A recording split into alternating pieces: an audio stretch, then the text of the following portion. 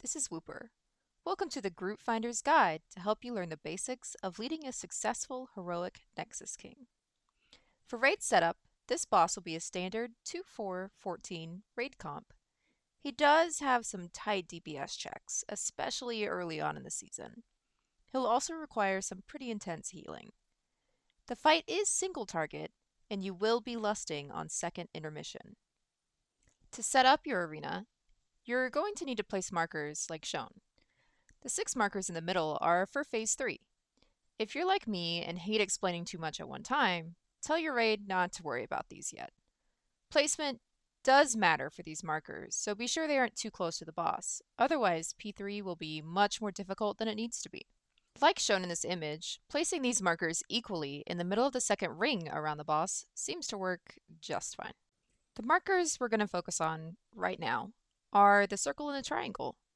For now, tell your raid that odds will be going to circle and evens will be going to triangle during phase change. We'll worry about the pesky markers in the middle once we have a solid phase 1 down. For phase 1, your raid is going to stack together. This is where some solid healing will come into play. Your tanks are going to stand outside of the raid, keeping the frontals pointed away from the raid, and moving the soaks in as needed. Keep in mind, when there are 2 soaks in a row, it is pretty painful. It's a good place to use raid-wide cooldowns to prevent damage and keep your raid healthy. Next, we're going to be dealing with some claws. They're going to be assigned to random raiders who will need to run them out of the raid because they'll leave behind a semi-permanent field of bad on the floor. While it is workable, it is annoying to deal with, so let them know the easiest way to deal with this mechanic is to run it perpendicular to the claws instead of up and down.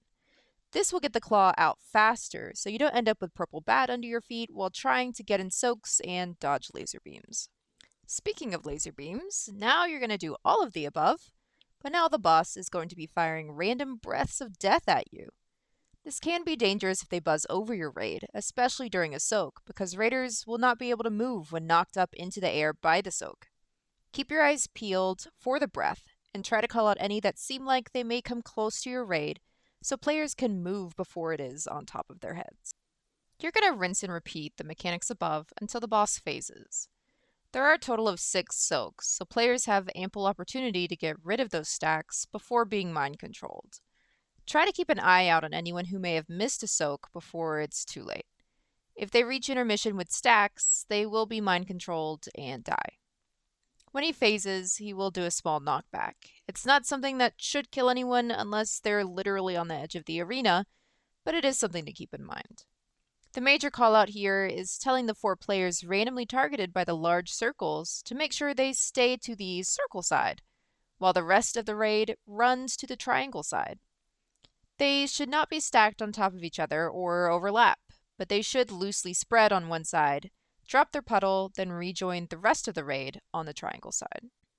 Then there's going to be some more claws to run out before the tanks need to swap the Voidwing. The tank taunting will need to use some major mitigation for the beam coming out of the dragon.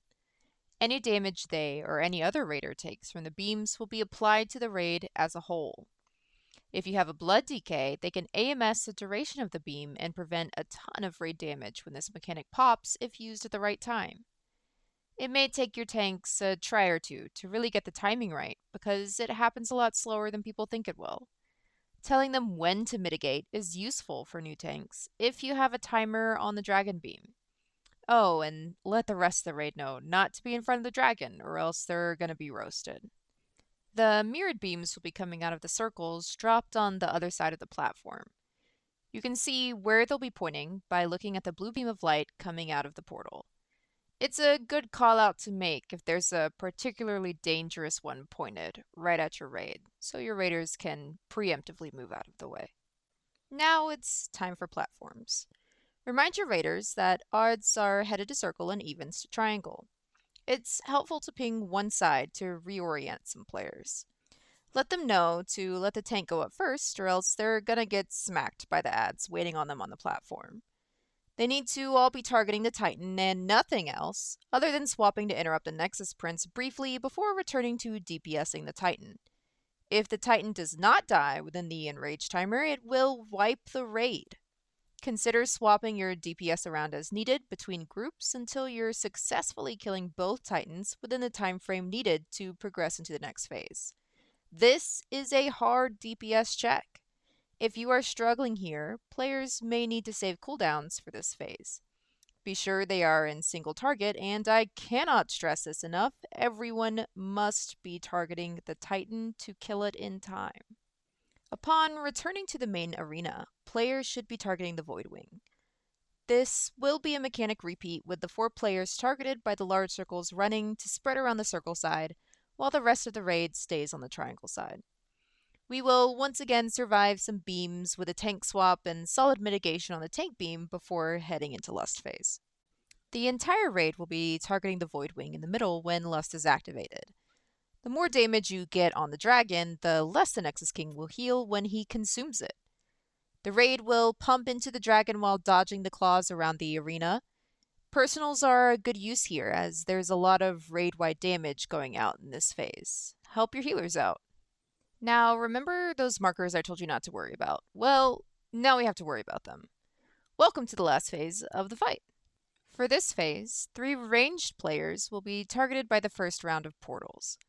These aren't like the previous circles. They're going to drop portals that will try to pull you in, as well as spawn spiky orbs of death.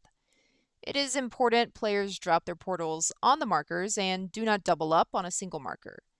The second set of portals will happen pretty soon after the first. It will target a tank and 2 melee players. The tank can always go to the diamond, while the melee can go to either the star or the moon. Again, they should not be doubling up, and they should be going to the marker, not behind or beside it. They do have plenty of time to reposition themselves, so remind them just to take a breath. Now, when the portals spawn, it is a good idea to use any raid-wide movement ability. As they rotate near each other, the pull-in will get pretty strong. Once your raid is free of the pull-in, wait a few rounds of the purple floor rings of death before sprinting to the safe zone in the middle. You can stay here for the star killers before the next portals will happen again. The star killers will happen in 2 sets of 3. 3 players will be randomly targeted. They will know they are targeted because the blue line will be red.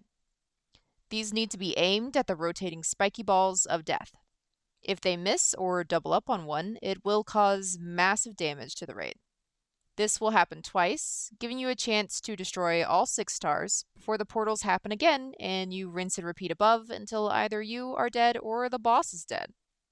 Keep in mind that star killers, when they go off, it does hurt quite a bit, so it's a good time to use defensives or raid wides as you need to. And that's everything you need to know for successfully raid leading Nexus King. Keep your group focused on positioning, call out mechanics clearly, and you'll have this fight under control. If you found this guide helpful, hit like and subscribe for more raid leading tips. Please let us know if there are any bosses you want us to focus on next. Good luck out there, and happy raiding!